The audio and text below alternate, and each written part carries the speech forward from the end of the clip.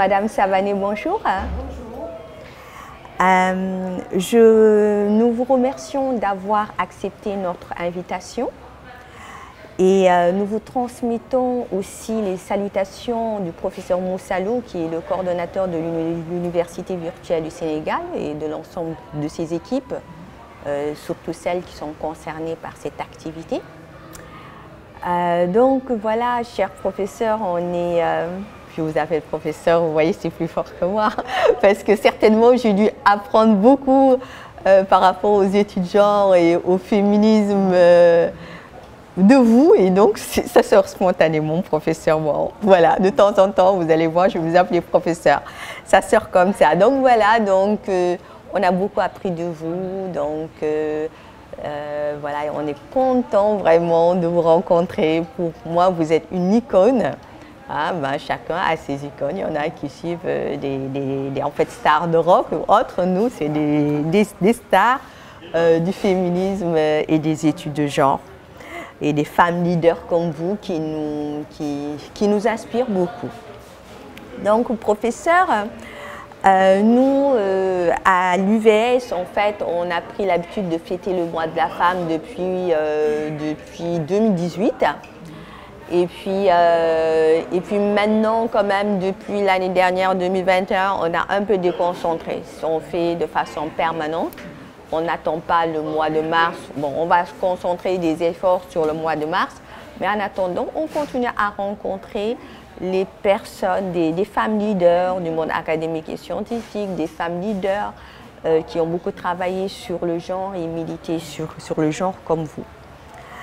En fait, c'est pour comprendre les décisions qu'elles ont eu à prendre et les différentes étapes qu'elles ont eu à franchir pour arriver à ce niveau de reconnaissance. Hein, tout le monde sait combien vous comptez dans le monde féministe et des études genre féminines, toutes les associations féminines. Quand on fait quelque chose, quand vous n'êtes pas là, c'est comme s'il manquait quelque chose. Voilà, donc voilà comment vous êtes arrivé à ce niveau de reconnaissance dans des mondes professionnels dominés par des hommes. Hein. Nous cherchons en fait à comprendre les rapports sociaux de sexe hein, dans la société en général et dans les mondes professionnels où vous avez vécu. Et nous vivons aussi ce moment comme un moment de mentorat voilà, entre trois générations qui se côtoient. Vous, il y a moi et mes étudiantes avec qui je suis venue. Hein, il y a Ella Padiou Natab et Fatimata Fall qui se présenteront tout à l'heure. Et donc, chers professeurs, dans un premier temps, on va vous laisser restituer librement votre parcours. Et pour mieux comprendre, vous êtes sociologue, vous en savez quelque chose, on va vous poser des questions pour en fait demander des précisions. S'il y a lieu d'en demander. Donc, professeur, pouvez-vous nous parler de votre parcours académique et professionnel, hein, ainsi que des résonances sur votre vie personnelle et familiale? Hein? Pouvez-vous nous parler de votre parcours scolaire et académique, du lien que vous faites entre votre parcours professionnel, académique et votre vie familiale et personnelle. Voilà. En tout cas, merci de m'avoir invité.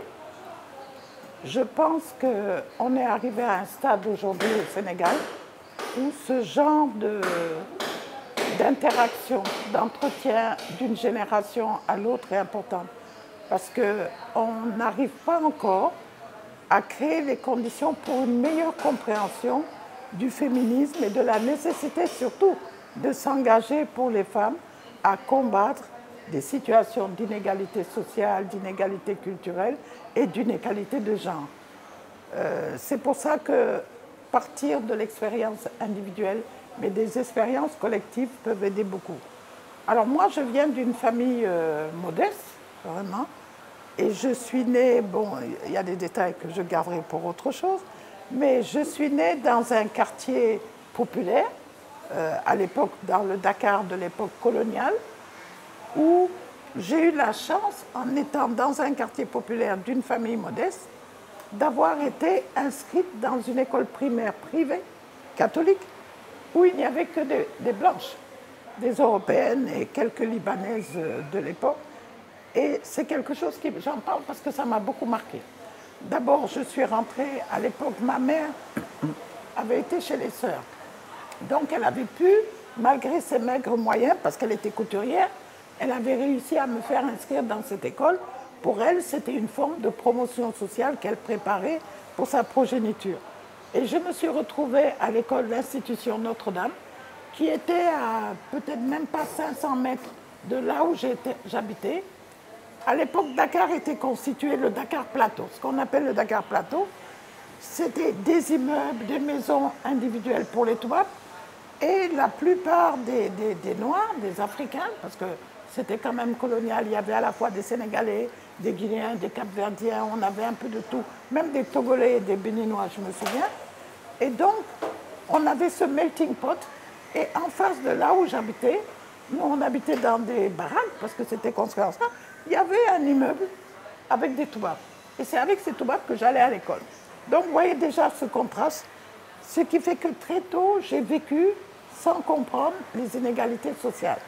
J'ai été à Notre-Dame, ça n'a pas toujours été facile, parce qu'il y avait des moments de réaction forte, où je réalisais ma différence de couleur, et où les filles me disaient des choses blessantes, et j'ai été souvent punie au pain sec, parce que soit j'ai giflé, soit j'ai frappé une fille, mais progressivement, maintenant, avec le recul, je me rends compte que la prise de conscience des différences, de la diversité, je l'ai eue déjà là. Et j'ai fait tout mon cycle primaire et ce qu'on appelle le collège à Notre-Dame jusqu'au BEPC. Mais à partir de la 4e, c'était le début de l'indépendance, je fais partie d'ailleurs du groupe qui a chanté pour la première fois l'hymne national au Palais de la République.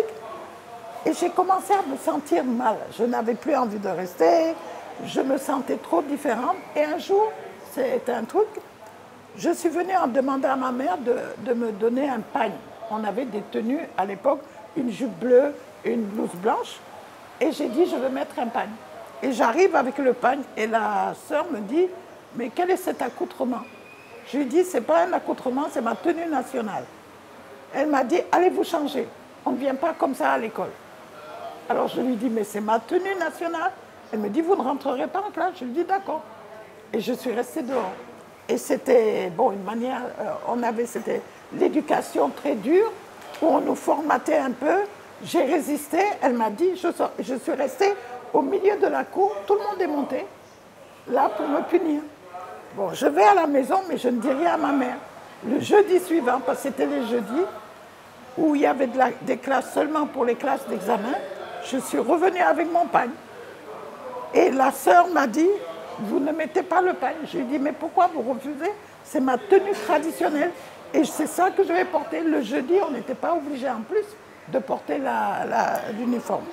Et c'est là où j'ai décidé que je ne resterai plus chez les sœurs. Donc pendant toute ma 3e, j'ai fomenté moi-même, personne ne savait. Et vers le mois d'avril-mai, je savais qu'on faisait au lycée à Vanvo, qui était juste derrière, il y avait les inscriptions qui se faisaient dans cette période.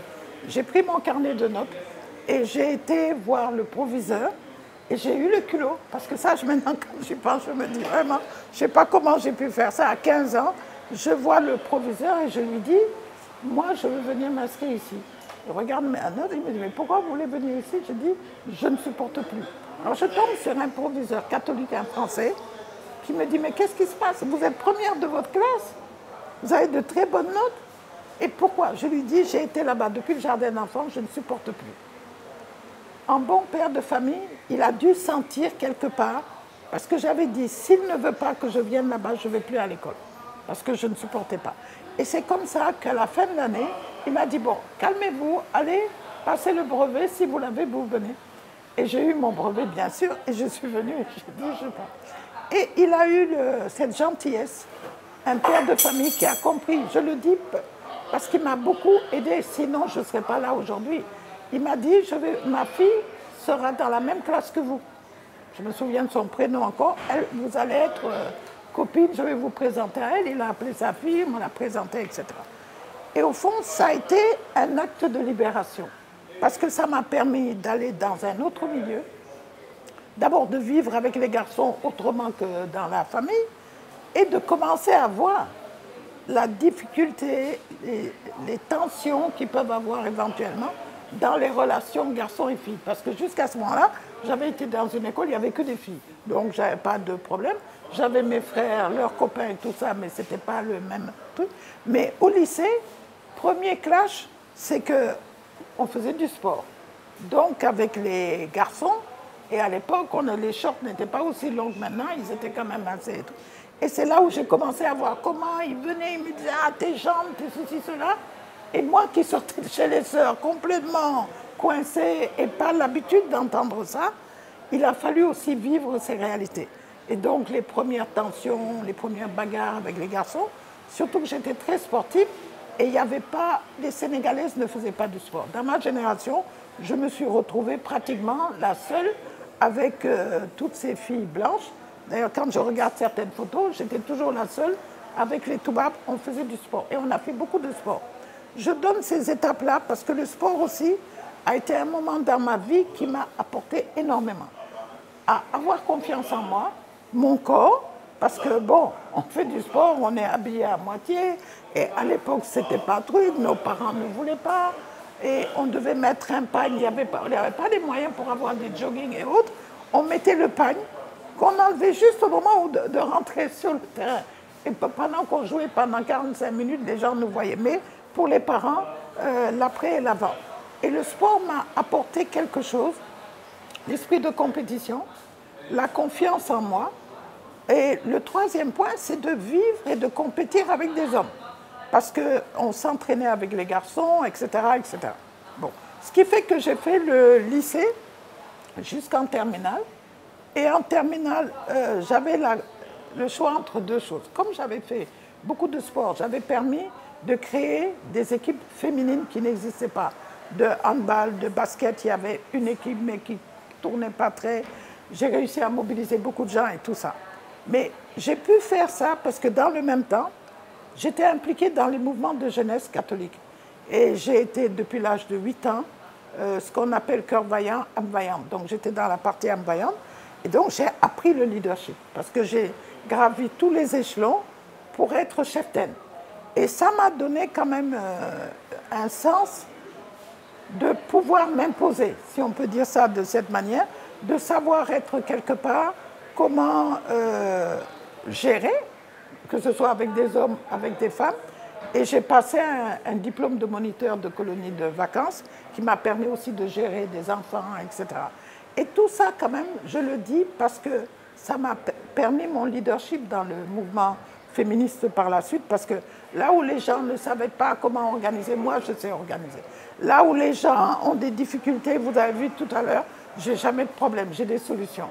Et c'est des choses que j'ai apprises et qui vont me servir énormément, et dans ma carrière professionnelle, et dans mon militantisme à la fois féministe et politique. Donc, après le bac, on m'a donné 2 bourses. La première, qui était un peu surprenante, c'était, j'ai eu le Grand Prix de sport. Parce que, effectivement, comme j'avais réussi à mobiliser les gens, à organiser, j'avais gagné pas mal de compétitions, il y a des profs de gym, voulaient coûte que j'aille à l'INSEP en France pour faire prof de gym. Alors, quand elles m'ont dit ça, j'ai dit quand même, je n'ai pas étudié jusque-là pour aller être prof de gym. Et le deuxième, qui est venu un peu comme surprise, parce qu'on n'en parlait pas du tout, Senghor choisissait les 10 meilleurs au bac et nous envoyait en classe prépa en Hippocagne. J'avais aucune idée de ce que c'était Hippocagne. Moi, à l'époque, je voulais faire médecine. Mon désir, c'était faire médecine, qui correspondait aussi à la formation religieuse que j'avais, l'idée d'aider les gens, de soutenir, etc. Et voilà que j'étais dans une colonie de vacances à Popenguine, et la poste là-bas appelle en disant « La présidente de la République veut parler à mademoiselle Sagna ». Et avec la monitrice, on y va, et on me dit « Il faut rentrer sur Dakar, parce qu'il y a une bourse pour vous, vous devez aller en France ». Je dis « Moi, je n'ai pas demandé de bourse pour aller en France ». Bref, tous mes kits shorts, comme on dit, je me suis retrouvée à Dakar, Et on en parle, mes parents avaient reçu la lettre de Senghor qui disait que j'avais été sélectionnée et tout ça. Et mon père me dit, non, non, tu ne peux pas partir parce que tu es trop jeune pour aller en France. Tu vas te retrouver avec un mari tout bas. Il n'est pas question que mon père, lui, dès le départ, ce n'était pas les études, mais l'idée que je puisse avoir un mari blanc. Et alors, moi qui avais développé par rapport à mon père une attitude de rébellion permanente, hein, pratiquement depuis la troisième, là, tout ce que je voulais faire, il était contre, tout ce qu'il me demandait de faire, je n'étais pas d'accord. Et on était constamment, et ma mère, la pauvre au milieu, qui disait, mais vous avez Yalen Bokudjiko, vous avez le même caractère, vous êtes têtu, vous êtes dur et tout ça. Et mon père a dit, elle ne part pas. Je vous assure, je ne voulais pas partir. Mais dès qu'il a dit ça, j'ai dit, mais pourquoi? Le lendemain, je me lève, je vais au bureau des bourses, on me demande, bref, je fais tous les papiers et je viens, j'ai contacté un oncle qui lui dit, mais tu te rends compte, on lui offre une bourse, elle n'a pas demandé, mais laisse-la partir, demande-le parce que tu ne sais pas ce qui va se passer ailleurs. Et c'est comme ça, avec une autre fille, on était 2 filles et 8 garçons, on s'est retrouvés à Paris en classe préparatoire. Alors, catastrophe, nous, on n'avait aucune idée, parce que personne ne nous a dit, on a été demandé. Il n'y a qu'une des dames, Madame Ba, qui était prof d'anglais à Vanvo, qui connaît qui elle, parce qu'elle avait essayé, ça n'avait pas marché. C'est elle qui nous a briefé un peu, mais on n'avait aucune idée. Et on arrive au lycée. Bon, moi, j'avais fait du latin en même temps, il m'envoie dans un lycée, et l'autre fille dans un autre.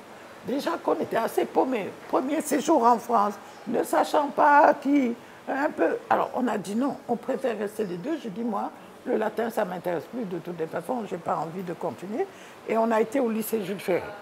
Alors là aussi, on se retrouve avec des filles. C'est pour ça que l'histoire de Garissoro, j'ai eu à intervenir parce que je disais les gens ne réalisent même pas. Tu arrives, tu as une masse de travail énorme avec des filles qui, depuis la troisième, elles préparent ces grandes écoles-là. Donc, elles sont armées, elles ont des méthodes, elles ont des trucs. Ça a été intenable pour nous, parce que le froid, on n'avait pas de moyens énormes, etc., etc. Donc, ce qui fait qu'au bout d'un moment, on s'est dit, bon, on fait ce qu'on peut, mais à l'impossible, nul n'est tenu. Bon, il y a eu beaucoup de choses aussi dans le parcours, je reviendrai là-dessus, et c'est ce qu'on a fait. Par la suite, on s'est engagé politiquement. Et ça a été 68, on s'est lancé dans 68.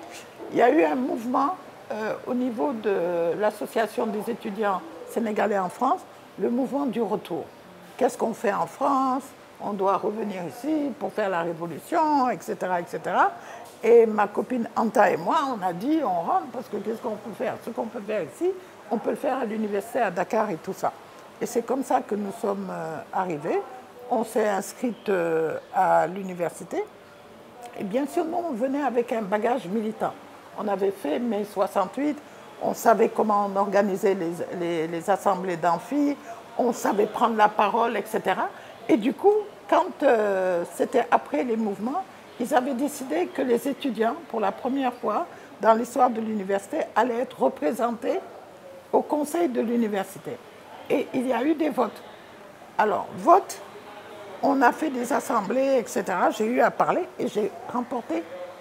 Et ça, c'était marrant parce que c'était la première fois qu'une fille, j'ai gagné de, je ne sais pas combien de centaines de voix, la plupart des hommes qui s'étaient présentés. Et c'est révélateur aussi des mentalités qui commençaient à changer. Et à ce moment-là, les gars qui étaient tous des anciens du mouvement étudiant de Dakar, qui avaient été en prison et tout ça, un peu qui elle est, elle vient, elle n'a pas la formation politique qu'il faut, elle n'est pas... Mais nous, on était aussi organisés clandestinement. Et voilà que je me retrouve, on dit que la délégation des étudiants devra être dirigée par la personne qui a eu le plus de voix, c'était moi, de toutes les facultés réunies. Donc j'ai dirigé la première délégation d'étudiants qui a siégé au conseil de l'université de Dakar. À l'époque, c'était le recteur Madanissi, qui m'a décoré d'ailleurs il y a quelques années du chevalier de l'ordre national et qui me disait, vous vous rendez compte, tout ce que vous m'avez fait subir à l'université. Parce qu'il voulait rempiler, et comme c'est lui le premier qui avait fait entrer la police et l'armée au sein du campus, on avait dit, lui, on ne veut pas de lui et il faut qu'on travaille. Mais ça a été une autre histoire que je raconterai dans le détail.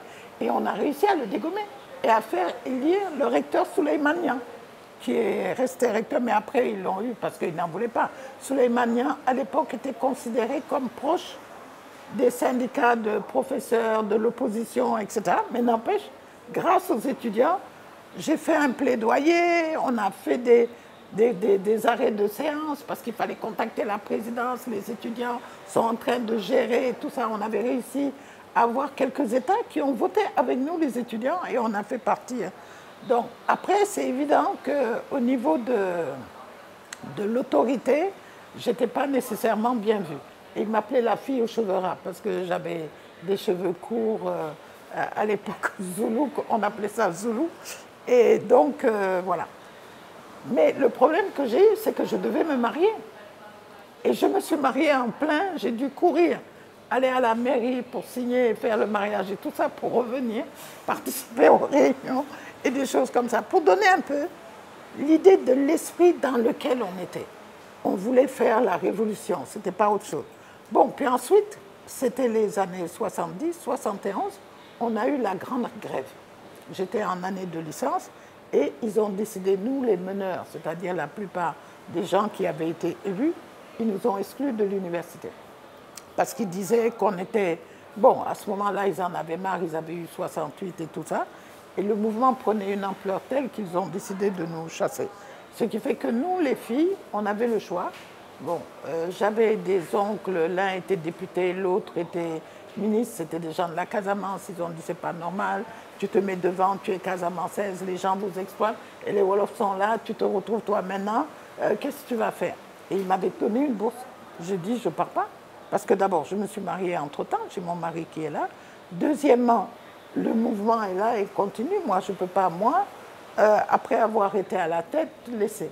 Alors, c'est très intéressant parce qu'une partie des garçons avaient été intégrés, recrutés de force dans l'armée. D'ailleurs, il y en a un qui est décédé à l'époque, c'était la guerre de Guinée-Bissau.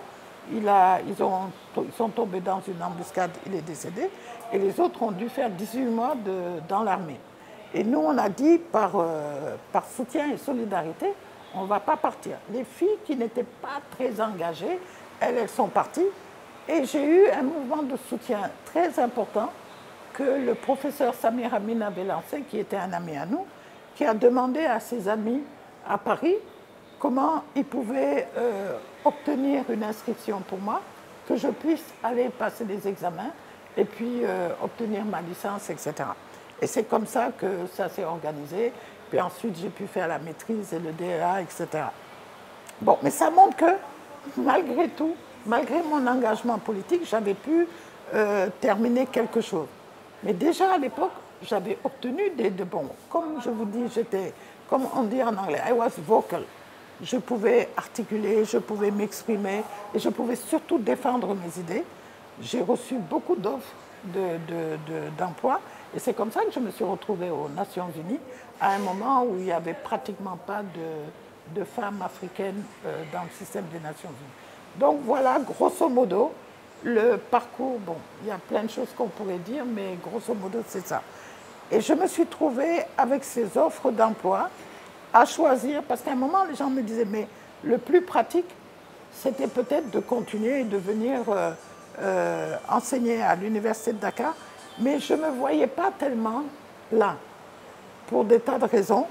Et je me suis dit, bon, à la limite, je préfère prendre des jobs dans le système des Nations Unies, d'autant plus que je pouvais rester à Dakar et avoir une liberté par rapport à la politique que je faisais, que je n'aurais pas eu si j'étais dans des structures nationales. Parce que mon mari a été arrêté à plusieurs reprises, donc moi-même j'étais arrêtée, on me libère, ils m'arrêtent encore, ils me font passer des choses pas très faciles, qui m'ont renforcé encore dans ma conviction que bon, la lutte, il fallait faire des sacrifices, etc.